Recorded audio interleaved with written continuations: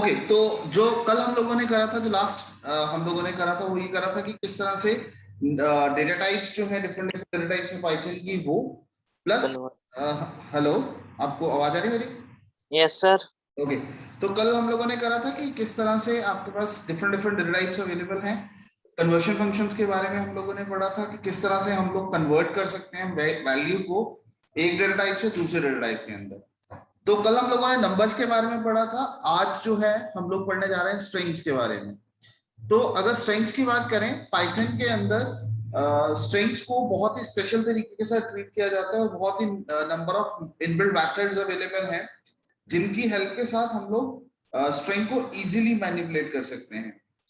बाकी की लैंग्वेजेस की तरह, जैसे अगर आपने कोई और लैंग्वेज पढ़ी है, सी सी प्लस प्लस या कोई और लैंग्वेज, बाकी की लैंग्वेजेस की तरह पाइथन के अंदर भी स्ट्रिंग को हम लोग कलेक्शन बोलते हैं, कलेक्शन ऑफ कैरेक्टर्स। लेकिन पाइथन के अंदर कैरेक्टर्स नाम की कोई चीज नहीं होती, मतलब पाइथन के अंदर कैरेक्टर टाइप की कोई चीज नहीं होती। ठीक है, उसमें कैरेक्टर को भी एज ए स्ट्रिंग ही कंसीडर किया जाता है। तो यू कैन यूज, चाहे तो आप सिंगल कोट्स को यूज करना चाहो, चाहे डबल कोट्स को यूज करना चाहो, दोनों में से किसी भी तरह से आप वैल्यू को रिप्रेजेंट करना चाहते हो, वैल्यू को रिप्रेजेंट किया जा सकता है। But most of the time बाकी की प्रीवियस जो लैंग्वेजेस आपने पढ़ी होंगी उसमें सिंगल कोट्स के थ्रू कैरेक्टर को और डबल कोट्स के थ्रू स्ट्रिंग को रिप्रेजेंट किया जाता है। लेकिन पाइथन के अंदर, मैं फिर रिपीट कर रहा हूँ, पाइथन के अंदर कैरेक्टर नाम का कोई टाइप नहीं है। ठीक, उसमें सिंगल कैरेक्टर को भी ट्रीट किया जाता है एज ए स्ट्रिंग और उसको स्ट्रिंग की तरह ही ट्रीट करते हैं। कुछ मेथड्स हैं हम लोग, जैसे नॉर्मली स्ट्रिंग को रिप्रेजेंट किया जाता है, जो हम लोग बात कर रहे थे, स्ट्रिंग जो है वो कलेक्शन है कैरेक्टर्स की, और जो हर एक कैरेक्टर है वो इंडेक्स के साथ रिप्रेजेंट किया जाता है, यूनिक इंडेक्स के साथ रिप्रेजेंट किया जाता है, स्टार्टिंग फ्रॉम जीरो। जो फर्स्ट कैरेक्टर होगा आपका उस स्ट्रिंग के अंदर, जो फर्स्ट कैरेक्टर होगा उसका एक इंडेक्स नंबर होगा, वो जीरो होता है। अब ये इंडेक्स नंबर क्या होता है? इंडेक्स नंबर, अब हम लोग कहते हैं it is a collection of characters, लेकिन अब हम कैरेक्टर्स की कलेक्शन को किस तरह से रिप्रेजेंट किया जाएगा? तो उन कैरेक्टर्स की कलेक्शन को रिप्रेजेंट करने के लिए हमारे पास उसको इंडेक्स नंबर दे दिया जाता है, उसको इंडेक्सिंग। ये आपको देने की जरूरत नहीं होती, लैंग्वेज अपने आप इसको करेगा, ये लैंग्वेज का फीचर होता है। ऑटोमेटिकली स्टार्टिंग फ्रॉम जीरो, जो फर्स्ट एलिमेंट होगा उसका, उसको जीरो दे देगा, ऐसे आपको n-1 तक उसको स्टोर कर देगा ऑटोमेटिकली। हम लोग इसको रिट्रीव कर सकते हैं, बहुत सारे डिफरेंट डिफरेंट तरीके हैं, डिफरेंट डिफरेंट मेथड्स हैं। कुछ मेथड्स यहाँ पे मेंशन करे हुए हैं, like you can use slice operator, slice range operator. ठीक है, यहाँ पे है ये स्लाइस रेंज ऑपरेटर को हम लोग यूज कर सकते हैं, या फिर स्लाइस ऑपरेटर को यूज करके हम लोग जो वैल्यूज हैं उन वैल्यूज को रीड कर सकते हैं फ्रॉम स्ट्रिंग। ठीक, और इसके पास हमारे पास प्लस का साइन और एस्टेरिस्क सिंबल, इसके स्पेसिफिक मीनिंग है। प्लस को यूज करोगे तो ये कंकैटिनेशन का काम करता है एज स्टैंडर्ड बाकी लैंग्वेजेस की तरह, लेकिन एस्टेरिस्क सिंबल जो है ये रेपिटेशन का काम करता है, कि आपको एक चीज को 10 बार रिपीट करना है तो आपको उसको 10 बार लिखने की जरूरत नहीं है। ओके, तो पहले तो हम लोग स्ट्रिंग को कैसे हम लोग मैनिपुलेट करेंगे, पहले हम लोग वो देखते हैं। मेरे को पाइथन मैं ओपन करता हूँ साथ साथ, और इसको मैं शेयर करता हूँ आपके साथ पाइथन की स्क्रीन को। तो इसमें हम लोग देखेंगे पहले स्ट्रिंग हम लोग क्रिएट कैसे करते हैं। ओके, तो सबसे पहले हम लोग देखते हैं स्ट्रिंग टाइप का वेरिएबल आपको कैसे क्रिएट करना है। सपोज जैसे यहां से मैं ले लेता हूं डेटा, एक डेटा नाम का वेरिएबल लेता हूं और इसका वैल्यू देता हूं this is my demo string. ठीक है, यहाँ पे मैंने, अब यहाँ पे मैं इसकी वैल्यू देखता हूँ, डेटा एंटर प्रेस करा तो this is my demo string, यहाँ पे ये दिखाना शुरू कर दिया। अब हम लोगों ने बात करी थी कि जो स्ट्रिंग है ये कलेक्शन ऑफ कैरेक्टर्स है, और हर एक कैरेक्टर को रिप्रेजेंट करने के लिए उसका एक इंडेक्स नंबर होता है स्टार्टिंग फ्रॉम जीरो। इसका मतलब अब इसमें से दिस में से जो टी है ये इसका फर्स्ट एलिमेंट हो गया, तो इसको रिप्रेजेंट करने के लिए जो इंडेक्स नंबर यूज हो रहा है वो यूज हो रहा है जीरो। ऐसे ही एच नेक्स्ट एलिमेंट हो गया, इसका इंडेक्स नंबर हो गया 1। अब हम लोग इसको रिप्रेजेंट कैसे करेंगे, इसको रिट्रीव कैसे करेंगे? By using square brackets. ठीक है, अगर मैं यहाँ पे, मैं फिर से कर रहा हूं, मैंने यहाँ पे लिख दिया डेटा, अकेला डेटा, तो उसने क्या करा, पूरी की पूरी स्ट्रिंग उठा ली।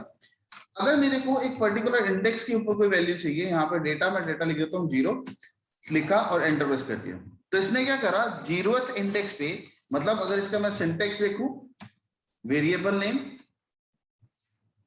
स्क्वायर ब्रैकेट इंडेक्स, ठीक है, तो ये इसका सिंटेक्स है।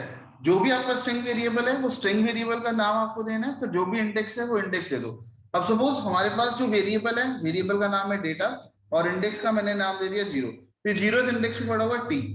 और ऐसे अगर मैं कर देता हूँ डेटा, सपोज मैं लिख देता हूँ 5, तो 5th इंडेक्स के ऊपर क्या पड़ा होगा, वो पड़ा, वो वैल्यू दिखा दी उसने। हम लोग यहाँ से चेक कर लेते हैं इसको, 1 2 3 4, सॉरी स्टार्ट करते हैं 0 1 2 3 4 एंड 5 पे पड़ा हुआ है आपका आई, तो उसने वो वैल्यू डिस्प्ले कर दी आई की। ठीक है, तो जो भी उसकी वैल्यू होगी उस इंडेक्स नंबर पे, उस पर्टिकुलर इंडेक्स नंबर पे वो वैल्यू को डिस्प्ले कर देगा। सपोज अगर मैं करता हूं, मेरे पास एक छोटा सा फंक्शन यूज होता है इसके अंदर, एलियन। ठीक है, फिर हम लोग यहां से इसका लेंथ निकाल लेते हैं। एलियन फंक्शन जो है ये आपको टोटल नंबर ऑफ कैरेक्टर्स बताएगा कि आपकी जो एक पर्टिकुलर स्ट्रिंग है उसके अंदर कितने कैरेक्टर्स हैं। तो आपने यहाँ पे लिखा एलियन डेटा, तो डेटा के अंदर टोटल नंबर ऑफ कैरेक्टर्स कितने थे उसने आपको काउंट करके दिखा दिए। सपोज मैं यहाँ पे करता हूँ डेटा 23, यहाँ पे देखो एरर क्या आ गया, index error. Index error, index error का मतलब string index out of range. That means कि अगर हमारी लेंथ है 22, तो जो लास्ट कैरेक्टर होगा उसका इंडेक्स नंबर क्या होगा, n-1, मतलब लेंथ -1। तो 22 - 1 21। तो अगर तो आप यहाँ पे डेटा 21, तो ये लास्ट इंडेक्स पे जो भी वैल्यू पड़ी होगी, जी पड़ा हुआ है, तो उसने लास्ट इंडेक्स पे जो वैल्यू पड़ी वो वैल्यू दिखा दी। ठीक है, वहां पे तो उसको कोई प्रॉब्लम नहीं हुई, लेकिन जब आपने वो इंडेक्स के बाहर रिट्रीव करने की कोशिश की तब जाके इसने पंगा डाल दिया। अब यहाँ पे एरर क्या आ गया आपके पास, इंडेक्स एरर। तो ये एक्सेप्शन थ्रो कर रहा है। ठीक है, तो हम लोग रूल्स के अगेंस्ट काम करने की कोशिश कर रहे हैं जो हम लोग नहीं कर सकते हैं। तो एक तो तरीका ये हो गया कि हम लोग इंडेक्स नंबर के साथ स्ट्रिंग को रिट्रीव कर सकते हैं।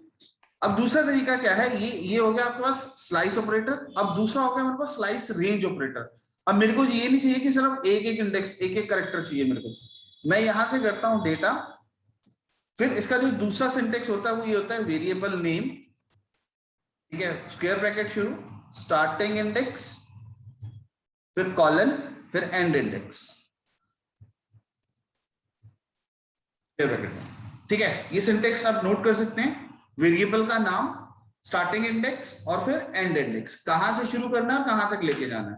इसको 2-3 तरीकों के साथ यूज किया जा सकता है, वो भी मैं आपको अभी बताता हूं। लेकिन पहले हम लोग करते हैं डेटा। मैं जाता हूं 0 से लेके 0th इंडेक्स से लेके 5th इंडेक्स तक की सारी वैल्यू उठा ली। ठीक है, तो आपने इसको दिया, तो ये क्या करा, स्लाइस रेंज। पहले हम लोगों ने स्लाइस करा, स्लाइस में हमने सिर्फ एक पर्टिकुलर इंडेक्स को उठाया। अब ये स्लाइस रेंज दे दी कि कौन से एलिमेंट से लेके कौन से एलिमेंट तक। और ये जरूरी नहीं है कि आपको स्टार्टिंग से ही हमेशा शुरू करना है, आप यहाँ पे कर दो 5 से लेके 15 तक। ठीक है, लेकिन अगर हम लोग यहाँ पे करते हैं डेटा 15 से लेके 5 तक, कुछ भी नहीं रिटर्न करेगा। ठीक है, क्योंकि वो रिवर्स ऑर्डर में नहीं काम कर पाएगा। उसको 15 स्टार्टिंग तो मिल गई, लेकिन एंड जो है वो 5 नहीं था। ठीक है, ओके सर, अगर मतलब 15 से लेके 23 करें तो स्टार्टिंग मिल जाएगी पर एंड नहीं मिलेगा तो प्रिंट होगा? फिर वो रेंज से बाहर चला जाएगा। डेटा 15 से लेके 23, ठीक है, जितनी वैल्यू थी उसने उतनी उसको प्रिंट कर दिया। Okay sir. ठीक है, मतलब अगर वो रेंज से बाहर चला गया तो जो वैल्यूज अवेलेबल है सिर्फ और सिर्फ उतनी वैल्यूज को ही वो, उतने कैरेक्टर्स को, जितने उस रेंज में आएंगे उतने कैरेक्टर्स को आप वो प्रिंट कर देगा। डन।